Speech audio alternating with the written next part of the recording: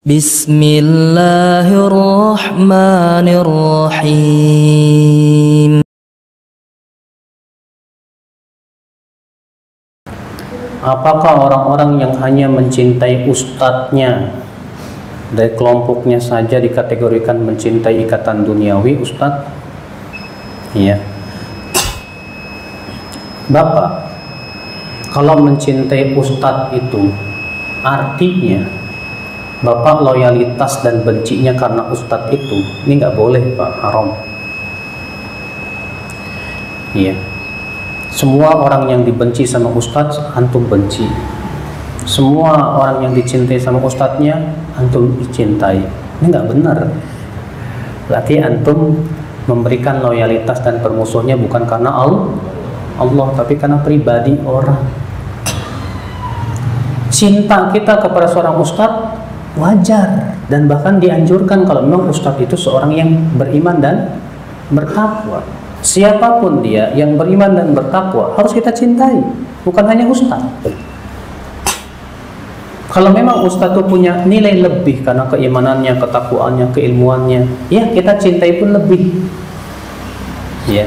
Tapi cinta kita kepada ustadz, kiai, ulama jangan sampai jatuh kepada sikap gulu. Apa itu gulu? Berlebih-lebihan. Ya. Ini sesuatu yang dilarang dalam syariat Islam, ya akhwat Islam, azakumullah wa ya. Makanya kita lihat terkadang seseorang saking cintanya kepada seorang kiai, seorang ajengan, seorang ulama, sehingga akhirnya walak dan baroknya karena dia. Tidak benar, Pak. Ini bisa masuk nanti dalam hizbiyah. Ya, akhirnya malah memecah belah kaum. Seperti ini sebuah perpecahan nih, Pak. Ya. Makanya wala dan barokah kita karena apa? Karena Allah. Wala dan barokah kita dengan ikatan apa? Iman. Ya. Tapi dia beriman, tapi dia punya pemikiran-pemikiran yang menyimpang. Tetap kita harus punya loyalitas kepada dia sebagai seorang tapi kita berlepas diri dari pemikirannya yang menyimpang. Sudah saya sebutkan tadi, Pak, manusia itu ada 3 macam. Ada yang kita berikan loyalitas secara sempurna, ada yang kita berikan barok permusuhan secara sempurna, ada juga yang kita satu sisi kita berikan loyalitas, satu sisi kita tidak suka. Ya, siapa dia? Yaitu setiap muslim yang jatuh kepada dosa besar. Maka dari satu sisi inilah ya akhwat Islam, kita harus perhatikan.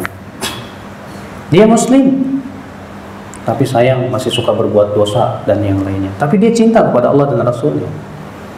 Maka kita cintai dia dari sisi kadar kecintaan dia kepada Allah dan Rasulnya.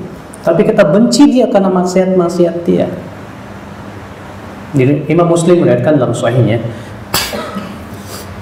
bahwa ada seorang sahabat, saya lupa nama sahabat ini, dia sering sekali dicambuk oleh Nabi karena kedapatan minum arak. Tapi orang ini cinta banget sama Nabi. Terkadang orang ini sering kali membuat Nabi terkekeh-kekeh karena candanya dia. Tapi dia sering banget dicambuk gara-gara kedapatan minum arak. Sehingga suatu ketika ia pernah kedapatan minum arak, dicambuk. Seorang sahabat berkata, semoga Allah melaknat kamu, betapa banyak kamu dan betapa sering kamu minum arak. Apa kata Rasulullah? La tal'anu fa innahu yuhibbullah wa rasulah. Jangan kamu melaknat dia, dia masih mencintai Allah dan Rasulnya. Tuh lihat. Padahal dia minum arak, tapi dia masih mencintai Allah dan Rasulnya. Tapi apa kata Nabi? Jangan kamu laknat dia, dia masih mencintai Allah dan Rasulnya. Berarti dari satu sisi kita tidak suka akan kemaksiatan dia, tapi kita dari satu sisi kita cinta karena iman dia dan mencintai Allah dan Rasul. Ini adil namanya, Pak.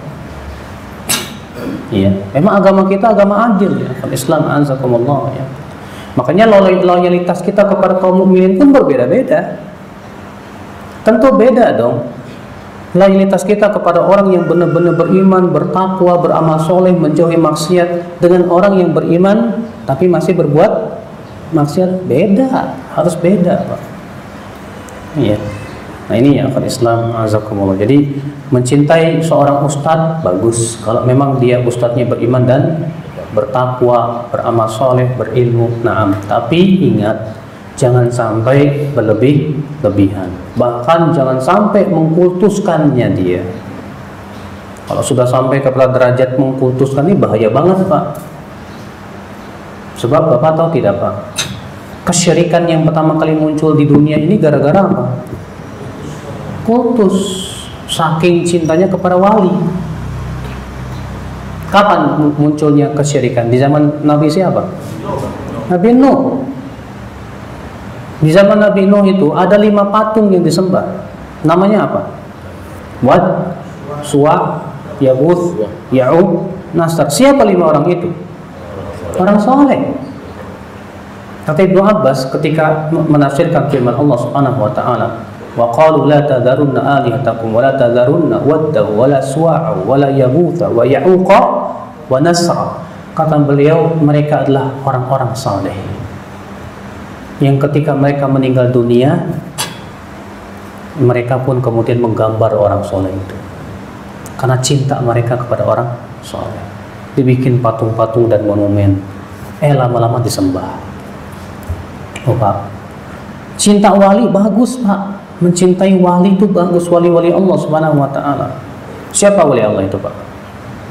Wali Allah itu yang bisa jalan di air. Wali Allah yang gak mempan dibacok. Bukan. Allah mengatakan wali Allah itu apa? Ala inna awliya Allah la khaufun alaihim wa lahum yahzanun alladzina amanu wa kanu yattaqun. Ketahuilah, wali-wali Allah itu adalah mereka orang-orang yang nanti di hari kiamat tidak akan merasa takut dan tidak akan bersedih hati. Siapa dia? Itu orang yang beriman dan bertakwa. Jadi setiap orang yang beriman dan bertakwa wali Allah. Antum semua yang bertakwa ini, masya Allah, ya, wali-wali Allah Subhanahu wa taala. Mencintai wali Allah wajib. Ya. Tapi ketika gulu berlebihan bahaya. Makanya disinilah Pak, Islam mengajarkan kita jangan bersikap berlebihan, tapi juga jangan bersikap meremehkan. Tapi tengah-tengah antara itu. Iya.